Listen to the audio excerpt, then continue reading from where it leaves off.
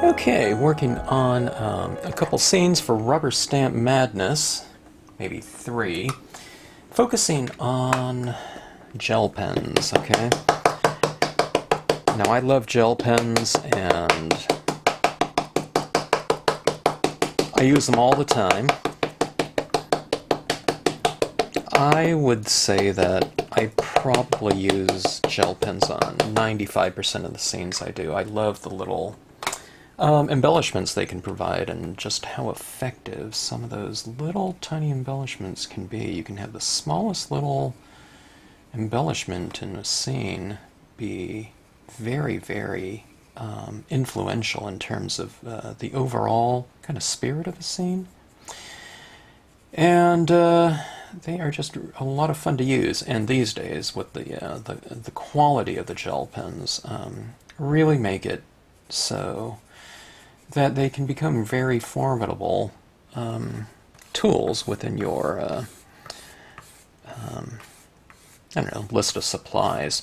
Okay, now I've been doing these kind of nighttime sky types of things, and these ones are the perfect opportunity for additional gel pen highlights. I do have a lot of stars within this design itself, but going in and doing that type of toning that I like to do on top of my designs really kind of affords us the opportunity for additional gel pen embellishments. Okay, so there's a lot of little dots within that Milky Way texture, right? But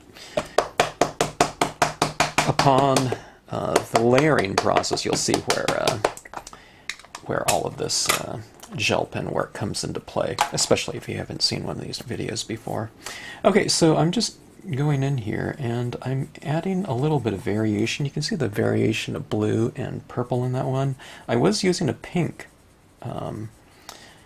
brush marker, but pink and blue mix to form violet, so we're actually physically blending different hues within this given space there. So I like to do a lot of that. It's just kind of like doing a little bit of kind of watercolor effects on the actual design. So hopefully we get some variation. I'll try to get a little bit more of the pink in here. I'm just kind of rolling this like this and rotating this around. So I'm kind of, as I'm applying some of the color, I'm also kind of lifting the color that's already been applied. So we'll get all kinds of variation. It's really hard to kind of, I mean, I might have a decent idea of some colors that I might be getting, but you just don't know how much ink is being applied from one color to the next. If you're using a very dry pad and a very wet pen, then more of the pen inks will apply to the surface of the stamp. If they're about equal, then I don't know. That's the kind of the area where you stand to kind of achieve the greatest amount of variation with wherever you apply the ink, okay? If it's a really super wet pad and a very dry pen, you might not get any of this ink transferring to that surface of that very well. Alright, so we see that right there, and we see that overlap as well, okay? Now I can go for some additional forms in here, which I think I'll do. And we'll start on the toning process, okay? Just filling in. I won't take the time to do too much color variations. Just on these corner areas. The corner areas are going to be very full with kind of a strong vignette, a darker edge. So that being said, I'm not going to worry about going for the variation in the print itself. I just want to kind of fill in the surrounding area with additional texture. Alright, so there's our full Milky Way. Pretty busy in terms of kind of the visual textures that are going on there, which are very, very high. It's a very busy looking surface. So let's go in and we'll mellow that out a little bit. Okay, now one of the things I've been using just kind of to test it out, I hadn't been doing kind of this technique in quite a few years, but it was just kind of taking a wadded up paper towel like this. I wanted kind of a nice wide surface here. And I don't do this for all colors, but some of the color companies that we've been using, in terms of some of the ink applicators in the form of the stylus tools, has reluctantly closed shop, unfortunately for all of us. I'm still going to use these, but I do want people to know that you aren't limited to your supplies. I mean, it's, the strongest crafters, right, are the ones that kind of employ creativity, not only on their pieces, but in their tools themselves. So, that being said, there's a very old school tool. Okay, so on these stars right here, I'm going to be blending in some additional tones, which is going to make this nice and bright, hopefully. So I'm going to apply some of this color down, and I also want a nice range of values within this piece. Let's have some of these stars a little bit brighter than others. We'll have some that are lighter than others. Okay, brightness is a matter of intensity. How intense is that ink on there? Okay, now remember I said I was going to, on the perimeter, I was going to kind of have a darker kind of vignette, okay? So you can see on here I'm just kind of leaving some areas a little bit lighter. I might run a little bit of this color over it, but by and large, darker on the perimeter, lighter on the inside somewhere, okay? The darker perimeter also helps to kind of frame your scene off, okay? So apply a decent amount of this color, whatever your first color is, around on the sides. I like to start with a lighter color or a lighter value of whatever colors I've stamped out in, okay?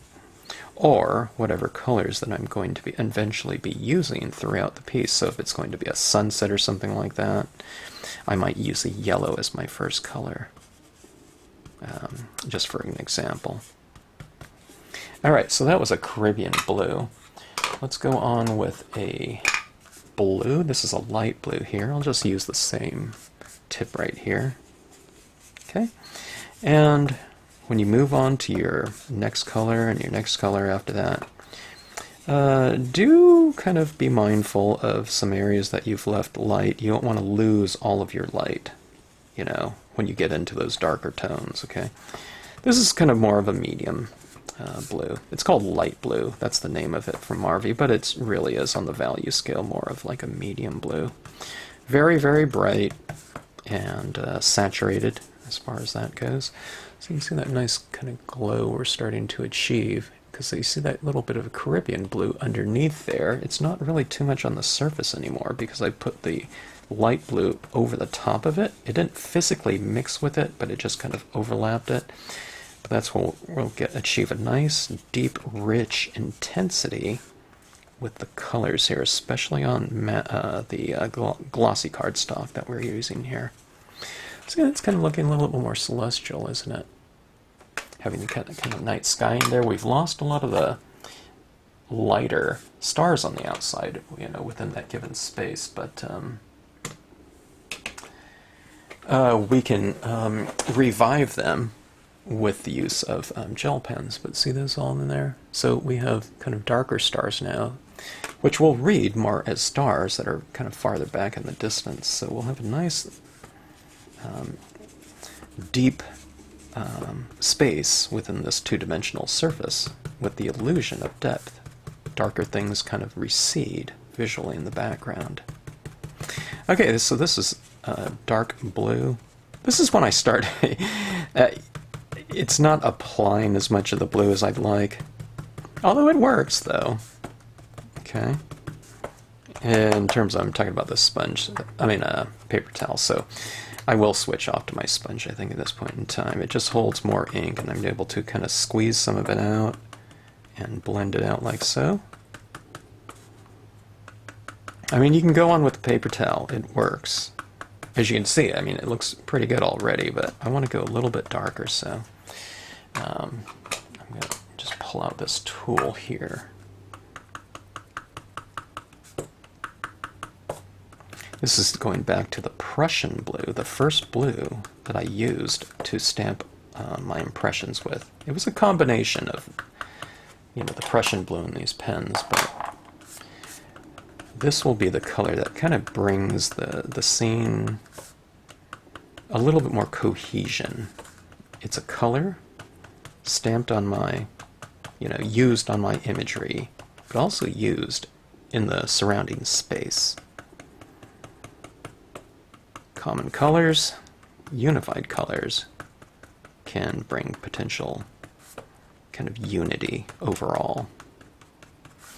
It's just what I, you know, basically what that the most, I don't know, simple explanation is if this is the color scheme of the piece, then, you know, that sky is the thing that's casting that color of light. So it stands to reason that you would use, you know, colors within your light source. In this case, it happens to be the Milky Way, in the entire composition.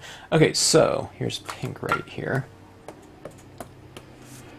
And let's blot some of that out. And let's blend some of this pink in there and get a little bit of that nice variation, so I can come into some of those areas where there was still very light and I can see pink. But where the pink overlaps more of the blues, you'll get more of that violet hue, the violet color scheme. See that right there? Okay, that adds a nice variation, and I'm adding pink because I've used pink on the Milky Way stamp, stamping out. Okay, I mean, I can use some of this on the perimeter if I want to, or I can kind of have it more, I don't know, varied in terms of the different hues within this given card. I like variations, so I'll use it here and there. In some areas, I'll just leave pure blue so that we have violets and blues in here as opposed to all kind of violet and pink.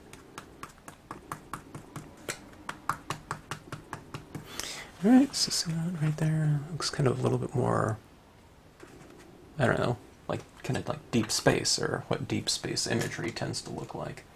Alright, this is going on with the black. Let's create a little bit of an even stronger vignette. Okay, by darkening it on the perimeter. By making your areas on the perimeter or somewhere within the scene darker, then the things that are lighter in the scene will seem even lighter by contrast. So even though I'm going dark here, it makes our light seem lighter, because you have something really dark next to it. So we're kind of playing, well, I guess it could be contrast. We're kind of playing, I don't know, the visual relationships against one another. Something is light, you can make it seem lighter by putting something darker next to it. So one step darker will make everything else one step lighter by contrast.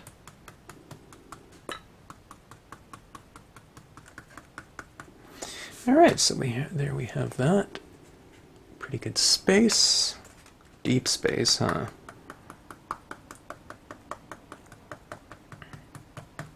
Or just your simple nighttime sky in an area where you can still see the stars very well.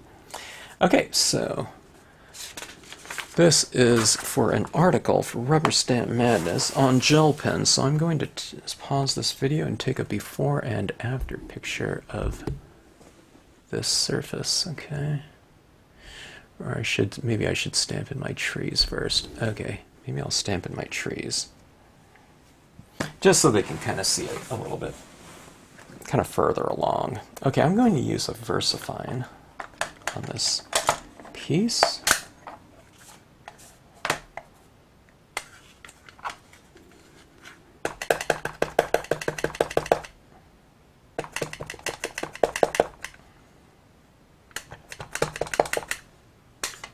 I'm using the VersaFine to get a nice, really dark impression of the imagery that we'll be using. I'll create a tree line to kind of contrast against that background. VersaFine stamps out really quite dark, so it holds up against a really dark background.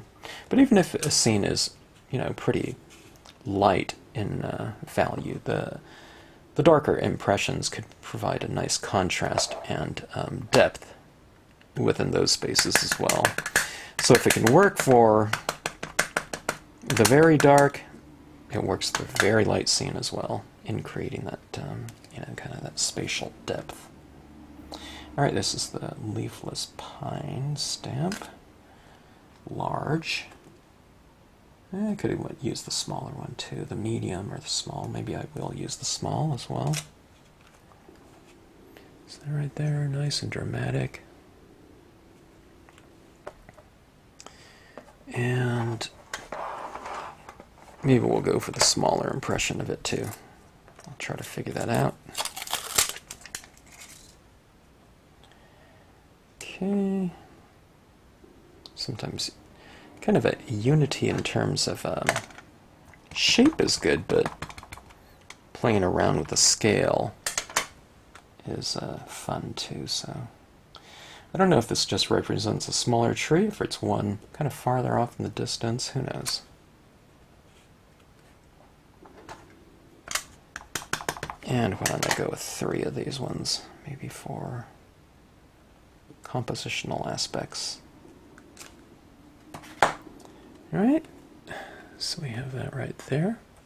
Pretty nice and glowing surface. And that's all done, or achieved, through the use of layered, transparent colors. Alright, let's take a before and after picture here.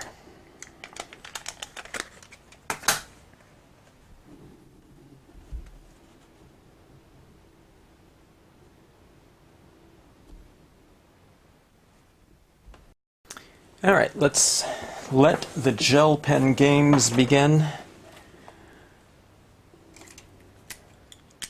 The gel pen applications. I was joking when I said games. So, sometimes people don't know when I'm joking. Okay, but anyways, white gel pen here. Okay, let's reclaim some of the texturing that was achieved with just the impressions themselves, okay? Alright, so moving into this piece. And this is just a white gel pen. I think the blue and violet tone ones will work really fantastic in here as well. I especially like it in the areas where the scene has darkened considerably. Meaning kind of the edges. I think it brings a visual interest into those areas by kind of introducing texture, contrast, and just that kind of aspect of scene lighting, but just in a very tiny little dot. There might be a lot of them, but the vehicle is still just a dot. I think it would be akin to kind of like poking holes in the back of the piece and kind of like having a little kind of pinhole art going on.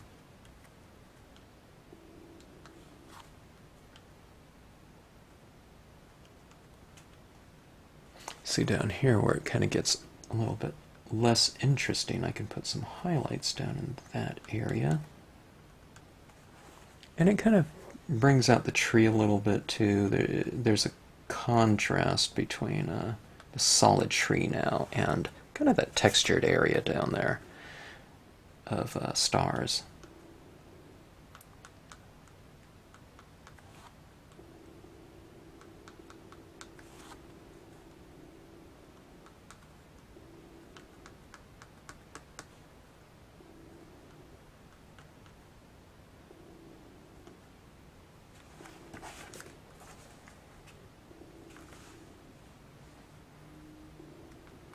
I have to be kind of careful around those versifying impressions because they take a little bit of time to dry.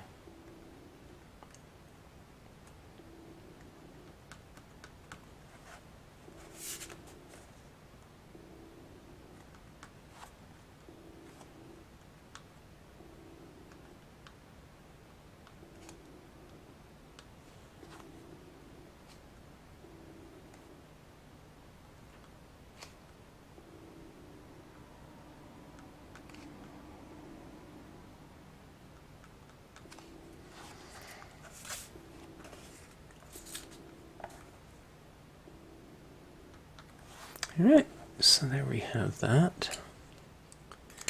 Looks a little more textural and interesting. We have the colored gel pens. Here it's, what would you call that? Kind of a, is it lilac or something like that? I don't know, maybe a version of violet or something, but it really seems to match that pink right in there. And I like to kind of cluster my stars a little bit more than kind of like too evenly spaced everywhere.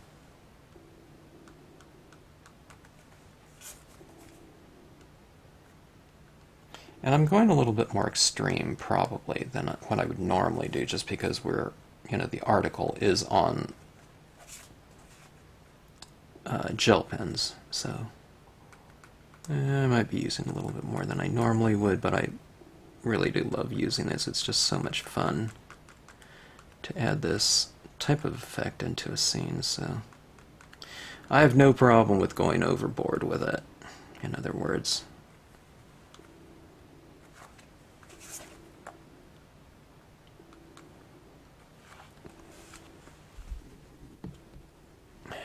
Right. Very starry sky, that's for certain.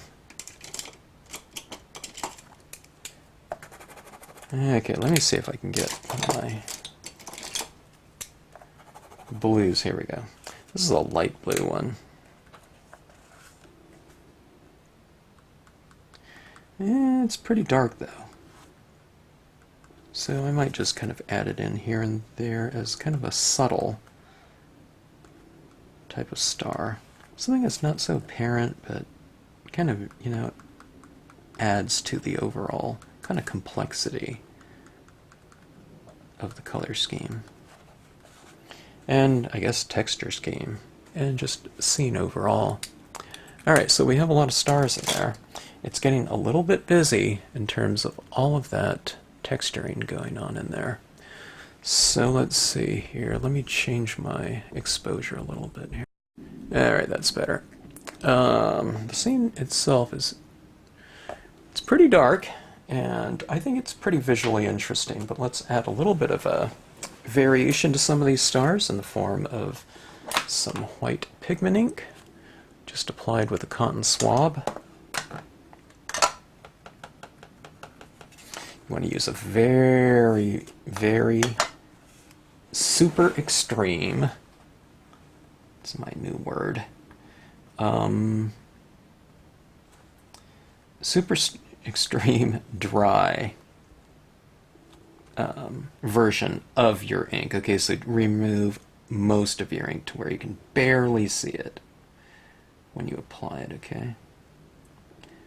If you apply too much, you just kind of tap it off though, but you just don't want to get like big blobs, you know, because we don't want to have to remove a bunch of ink if we don't have to.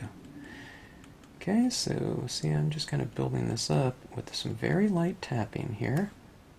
And we get this nice little glowing star within our, you know, Milky Way constellation, whatever.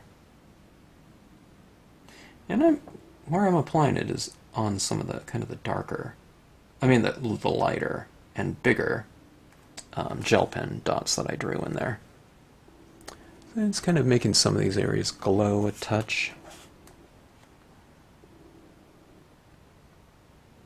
And again, I don't want to kind of evenly space them, so I'm just kind of making it a little bit more random.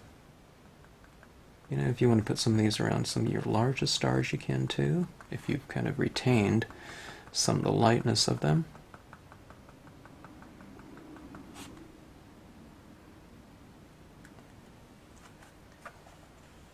Alright. There is sample card number 1. Very easy to do, very fun to do, and I think very effective, and I think very dramatic and kind of a, you know, soothing nighttime sky type of scenario. Alright, and we can see just all those little highlight effects in there, kind of lending themselves to a more textured and interesting looking surface, I believe. Alright, so scene number 1. Thanks for watching. When this comes out, because I can't show it until Rubber Stamp Madness issue comes out, but anyways, a lot of fun. And I don't know, if you don't subscribe to Rubber Stamp Madness, maybe check it out. They've been kind of the pillars of the industry for so long. And these scenes will be in an upcoming issue, or on the issue that's out right now. Alright, if you have any questions again, drop us a note.